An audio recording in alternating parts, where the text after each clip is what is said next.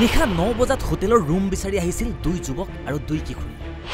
আহি মেনেজাৰক কৈছিল আমি একেলগে থাকিম আমাক এটা ৰুম দিলেও হ'ব আমি ফ্ৰেণ্ড আমাৰ কোনো বেয়া সেন্স নাই আমাক ঘৰত গালি পৰাৰ বাবে আহিছো প্লিজ ৰুম এটা দিয়ক ৰাতি আহিছিল 3-4জন আহিছে 4জন আহি পেলাই মানে ৰুমৰ কথা ক'লে কৈছে যে ডাঙৰ ৰুম এটা হ'লে হ'ব আমি একেলগে কিমান সময়ত আহিছিল ৰাতি কিটা আহিছিলে বৰ্তমান 9টা মান লাগিছে উইদাউট ডকুমেন্টছ ইয়াত থাকিব দিয়া হৈছিল উইদাউট ডকুমেন্টছ নহয় একচুয়ালি হিয়তে 3জনে আইডেন্টি দিছে মানে একে লগৰ ফ্ৰেণ্ড কোনো বেয়া সেন্স নাই বুলি কৈছে কি আইডি দিছে হতাৰে আধাৰ কাৰ্ড দিছে 3জনে দিছে আৰু এজনৰ নাছিলে কৈছিল বোলে দাদা আমাক কনসিডাৰ কৰি দিয়ক এজনৰ নাই 3জনকটো দিছো আৰু বেয়া সেন্স আমাৰ কোনো ধৰণৰ একো নাই আমি জাস্ট এনে ঘৰ গালি বাৰাৰ কাৰণে আহিছো থাকিব আহিছো মানে কৈছিল আৰু একদম প্লিজ আমাক ৰুম দিয়ক মোৰ আইডি নাই তাৰ পাছত মহানগৰীৰ বৰা সাৰ্ভিসৰ 7 ডেজ নামৰ ৰেষ্টুৰেণ্ট কাম গেষ্ট হাউচৰ এটা কোঠালি দিছিল 4 যুৱক আৰু ৰুম দি উঠি মেনেজাৰে কৈছিল সাবা কিন্তু দেই ওয়া সোনকালে গুচি যাব বলো ঠিক আছে হ'ব তোমালোকে কিন্তু সাবা কিন্তু দেই সোনকালে গুচি যাব ৰাতিটো থাকাৰ কাৰণে এটা ব্যৱস্থা কৰি দিলো আৰু মানে তাৰ আইডি নাই বাকি 3জনৰ আইডিটো মই ৰাখিছো কিন্তু 4 যুৱক কিশোৰীয়ে 12 বজাতে যাম বুলি কৈছিল ৰাতিপুৱা হিহঁতক মই কৈ আছো যে তোমালোকে সোনকালে গুচি যোৱা যেহেতু ৰাতিটোৱে থাকাৰ কথা কৈছিলা গতিকে এতিয়া গুচি যোৱা এটা হৈছে আৰু যি থাকিলা তাৰপিছত সিহঁতে কৈছে নাই আমি দেৰিকৈ যাম 12টা বজাত যাম সেনেকৈ কৈছে আৰু চেকআউটটো 12টা বজাত থাকে কিশোৰী দুগৰাকীৰ এগৰাকী 10ম শ্ৰেণীৰ আৰু আনগৰাকী 9ম শ্ৰেণীৰ ছাত্ৰী 9ম শ্ৰেণীৰ ছাত্ৰীগৰাকীৰ পিতৃয়ে জনোৱা অনুসৰি দেওবাৰে সন্ধিয়া কিবা খাম বুলি ওলাই আহিছিল ঘৰৰ পৰা আৰু তাৰ পাছৰে পৰা ছুইচ অফ হৈ আছিল কন্যাৰ মোবাইল তাৰ পাছতে পিতৃয়ে পল্টন বজাৰ থানাত দাখিল কৰে কন্যা নিৰুদ্দেশৰ এখন এজাহাৰ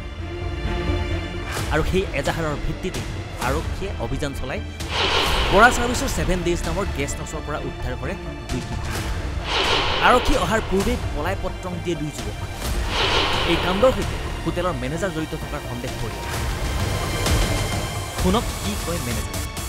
ঘৰত গালি পৰা বুলি কোৱাৰ পিছতো আপুনি আসলে কনসিডাৰ কৰিব নালাগিছিল এটা কনসিডাৰ মানে হিহঁতে কৈছে যে এটা ঘৰত গালি পাৰিছে সেইটো কাৰণে ভয়তে ঘৰত নাযায় আৰু কিবা ধুমকি দিছে হেৰি কৰিছে সেইটো কাৰণে যিহেতু মাইনৰ আছিলে আপুনি গম পাইছে সিহঁতে কৈছে যে খালি ৰাতিটো আমাক থাকাৰ কাৰণে দিয়ক আমি থাকিম ৰাতিপুৱা গুচিয়ে যাম সেইটো কাৰণে দিলোঁ একচুৱেলি এতিয়া কি হ'ল আজি কি হ'ল মানে আজি তাৰ পিছত ৰাতিপুৱা কেনেকৈ গম পালে কি হ'ল ৰাতিপুৱা সিহঁতক মই কৈ আছোঁ যে তোমালোকে সোনকালে গুচি যোৱা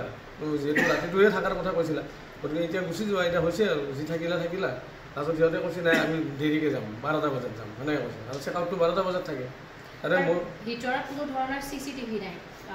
কিবা নাই আছে কিবা বেয়া হৈ আছে ঠিক কৰা হোৱা কি কাৰণত বেয়া হৈছে গুৱাহাটীৰ মাছমজিয়াত এখন হোটেল তাত চিচিটিভি কোনো ধৰণৰ সংলগ্ন নাই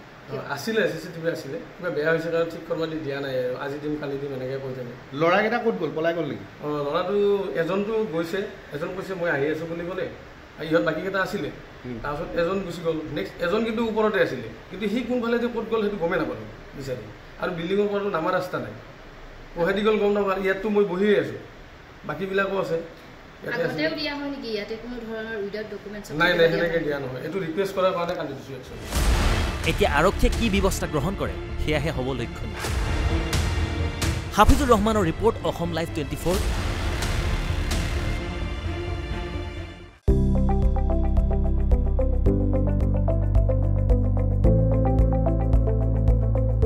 NB নিউজ